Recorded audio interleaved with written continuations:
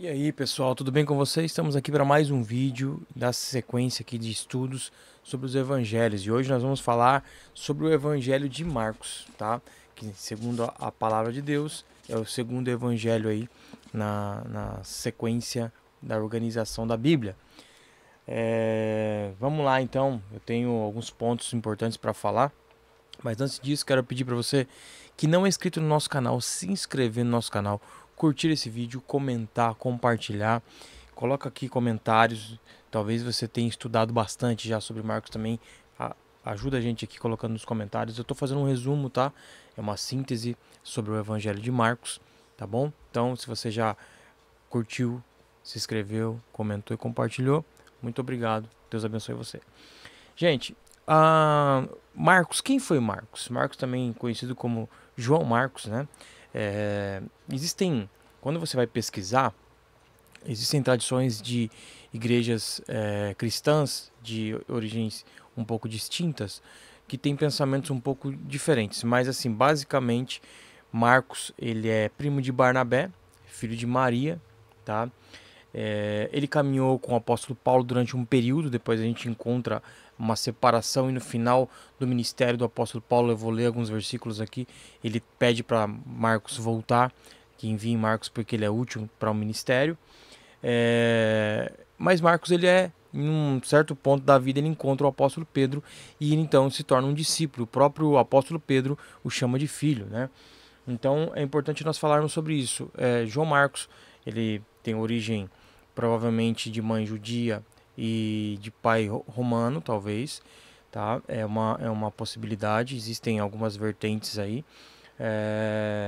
Ele foi instruído já, a sua mãe Maria já caminhava nos ensinamentos de Jesus. Existem alguns entendimentos que João Marcos era um dos 70 discípulos que foi enviado por Jesus na comissão, mas isso é uma vertente do cristianismo que fala sobre isso, tá? Mas basicamente João Marcos ele escreveu, para quem escreveu, lembra que nós falamos em Mateus, para quem que o escritor direciona a carta ou a epístola ou o evangelho, e quando Marcos ele escreve para os romanos, então ele traz elementos para que os romanos identifiquem Jesus como Filho de Deus. Então ele traz essa menção, né, o poder de Deus que foi dado a ele, né, a Jesus. Uma coisa bem importante também é que quando a gente lê o Evangelho de Marcos, é como se nós tivéssemos, vamos pensar que existisse o Evangelho segundo Pedro. Por quê? Porque Marcos foi discípulo de Pedro, então provavelmente muitas das coisas que ele relatou ali foi o apóstolo Pedro que disse para ele. Ele provavelmente foi escrito entre o ano 64 e 70, então ele é um dos mais antigos, talvez o mais antigo evangelho, né? Que foi escrito primeiro, ele é escrito de forma rápida, né? Ele é curto e ele sempre menciona essa questão e logo, né? E imediatamente Jesus, então ele sempre cita essas palavras, tá bom? Vamos lá então em Atos dos Apóstolos, capítulo 12. Atos 12, 12. Diz assim: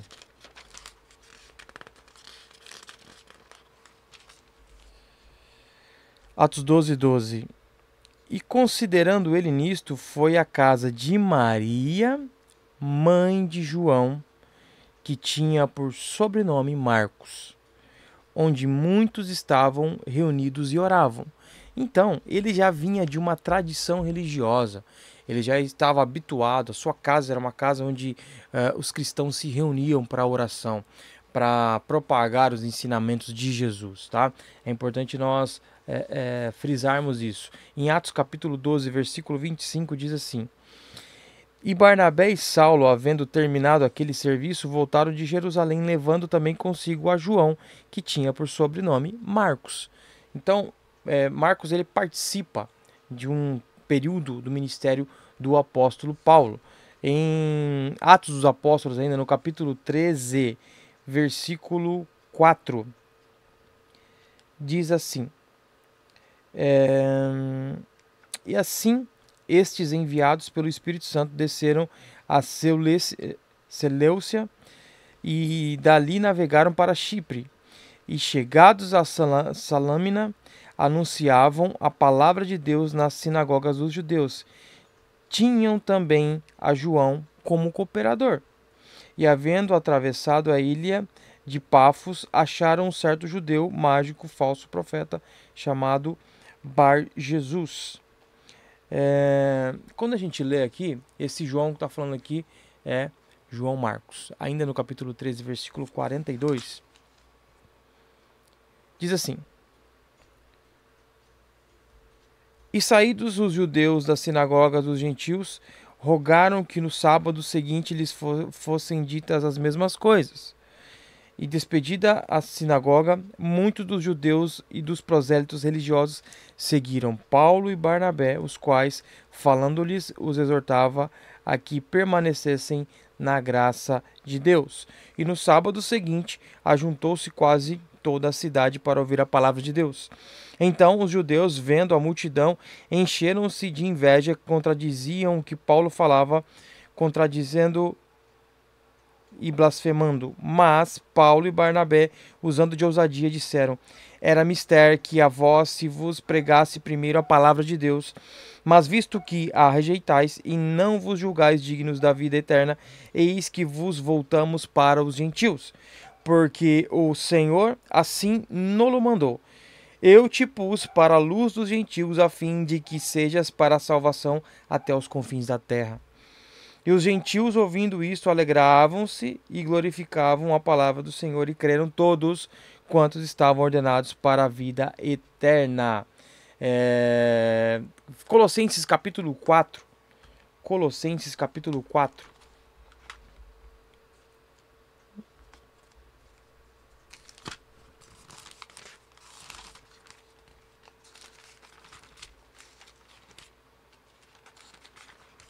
Versículo 10 diz assim: Aristarco, que está preso comigo, vos saúda, e Marcos, o sobrinho de Barnabé, acerca do qual já recebestes mandamentos, se ele for ter convosco, recebei-o. Quem escreve isso? O apóstolo Paulo. Então o apóstolo Paulo caminhou, Marcos caminhou um período com o apóstolo Paulo. Nós vamos ver em alguns pontos que pessoas dizem que Marcos era primo de Barnabé e outros que eram sobrinhos. A Bíblia fala sobre ser sobrinho. Tá? Fato é que eles tinham uma ligação consanguínea também, eles eram parentes, tá bom? Outro texto que eu quero ler para vocês, Filemon, vamos lá?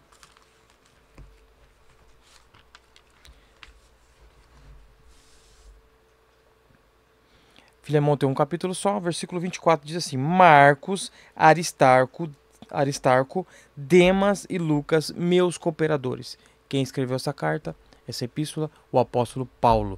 Então, durante um período, Paulo caminhou, sim, com Marcos. Né? Marcos caminhou com o apóstolo Paulo. 2 Timóteo, capítulo 2. 2 Timóteo. Capítulo 2, não, capítulo 4, perdão. 2 Timóteo, capítulo 4. No final da carta a Timóteo. Versículo 11 diz assim: Só Lucas está comigo. Toma Marcos e traze-o contigo, porque me é muito útil para o ministério. Tá? Então nós vemos aqui o apóstolo Paulo querendo que Marcos retorne. Porque teve um momento, irmãos, que houve uma discussão lá, porque Paulo, o Marcos, ele abandona Paulo na viagem e separa-se. Então Paulo e Silas vão para um lugar e Barnabé e Marcos vão para outro lugar. Tá?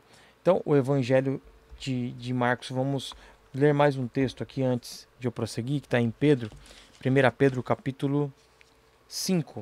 1 Pedro capítulo 5, versículo 13 diz assim: A vossa coeleita em Babilônia vos saúda, e meu filho Marcos. O apóstolo Pedro escrevendo. Então, quando nós vemos o evangelho de Marcos, a forma que ele escreve o evangelho, é importante nós pensarmos, né? Analisarmos o contexto, como eu disse no último vídeo. A gente precisa analisar o contexto.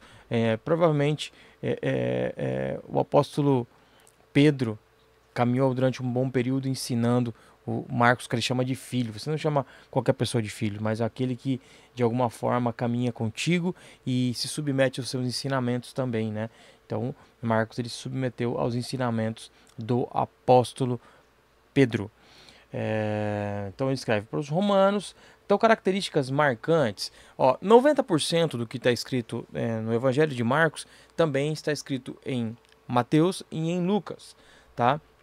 Mas existem alguns pontos que Marcos ele detalha um pouco mais do que os outros evangelhos, ou está somente no Evangelho segundo Marcos, tá bom? Deixa eu ver mais um ponto.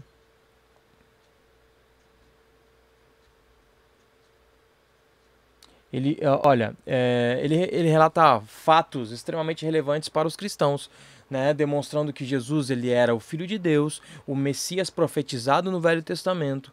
Entre tais fatos que ele cita estão Jesus acalmando a tempestade, andando sobre as águas, agindo sobre a figueira cujas raízes secaram, entre outros milagres de cura, como a sogra de Pedro, o homem paralítico, a mulher que sofria há 12 anos com uma hemorragia, né, o fluxo de sangue, o mudo e o surdo, e o poder de Jesus sobre a morte ao trazer de volta a filha de Jairo.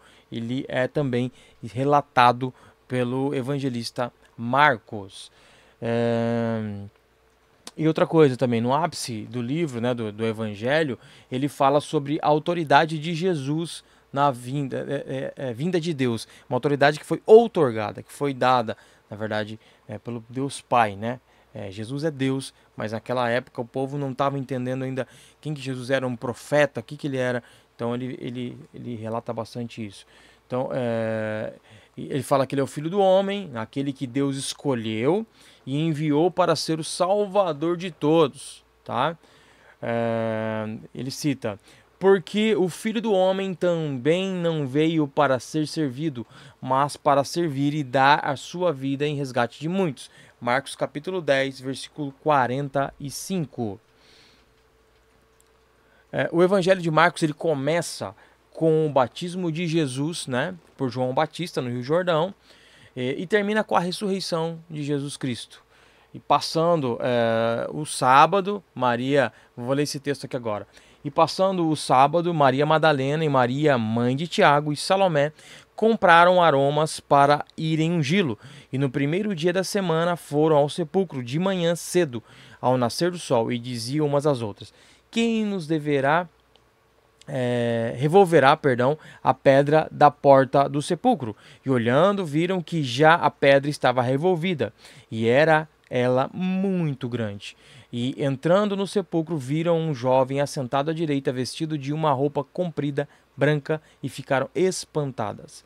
Ele, porém, disse-lhes: não vos assusteis. Buscai a Jesus Nazareno, que foi crucificado. Já ressuscitou, não está aqui. Eis aqui o lugar onde o puseram.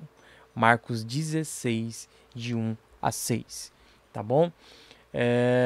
Então vamos lá fazer uma síntese agora dos pontos de como Marcos relata no evangelho que foi escrito por ele. Então, de Marcos, do capítulo 1 até o capítulo 4, Jesus é batizado por João, né? Por João Batista, e começa a pregar. Chama os discípulos e realiza milagres. Conforme a oposição contra ele aumentava, ele ensinava por parábolas. Os religiosos começaram a se levantar contra o que Jesus estava ensinando na época. Marcos capítulo 5 até o 7, o Salvador continua a realizar muitos milagres, demonstrando sua compaixão pelas pessoas depois que João Batista é morto. Jesus alimenta mais de 5.000 pessoas e caminha sobre as águas. Jesus ensina contra falsas tradições, porque o povo eles traziam tradições que eram ensinadas, né, pelos seus antepassados, que não condiziam com os ensinamentos, na verdade, bíblicos, né, com os ensinamentos estabelecidos por Deus através de Moisés. Capítulo 8 ao 10, Jesus Cristo continua a realizar milagres, Pedro testifica que Jesus é o Cristo. O Salvador profetiza 3 vezes sobre o seu sofrimento, sua morte e ressurreição, mas seus discípulos não entendem plenamente o significado. Ele os ensina sobre a humildade e o serviço exigidos aos seus discípulos, né? E de Marcos, capítulo 11 até o 16, durante a última semana da vida de Jesus, o Salvador entra em Jerusalém, ensina seus discípulos, sofre no Getsêmani, é crucificado e Jesus ressuscita. Então, essa é uma síntese do Evangelho de Marcos. Irmãos, é claro que se você for estudar, tem muitos pontos que dá para aprofundar bastante, para aprender um pouco mais, mas é uma base para você ter um norte, né, do que fala, quais são as diferenças dos evangelhos. Eu sempre falo quando eu vou dar aula, quando eu vou pregar ou ensinar as pessoas, que cada escritor ele escreve para um povo determinado, então tem que procurar buscar a compreensão daquilo. Então, como eu falei no vídeo passado, Mateus ele escreve para os judeus, para demonstrar que Jesus era o Messias que havia sido profetizado pelos profetas, né? E Marcos ele escreve para os romanos. Então ele traz um Jesus de uma forma que os romanos compreendam. Então ele traz ideias de que já está enraizado na cultura dos romanos, para que eles consigam identificar Jesus como Deus. Então ele fala sobre o poder que Deus deu a Jesus. Então Jesus fazia milagres através do poder do Pai, tá? É importante nós aprofundarmos o nosso estudo. Quero te convidar a participar, de assistir os nossos vídeos. Nós temos aqui, para quem é da nossa cidade, um curso de teologia gratuito aqui na nossa igreja. Então, estude, pega a Bíblia, leia a Bíblia, né? Se você ler a Bíblia, você vai aprender muita coisa, tá? É importante nós aprendermos. A palavra de Deus diz que o povo de Deus é destruído porque falta conhecimento. Eles não buscam, né? Aqueles que não procuram se aprofundar, eles perecem, tá bom? Então, se você não fez isso ainda, se inscreve no nosso canal, curte, compartilha, comenta, manda perguntas aqui. Se nós pudermos colaborar com as suas dúvidas, tirando as suas dúvidas, estaremos aqui, tá bom? Próximo vídeo nós vamos estar falando sobre o Evangelho segundo Lucas. Um abraço, Deus abençoe e até o próximo vídeo.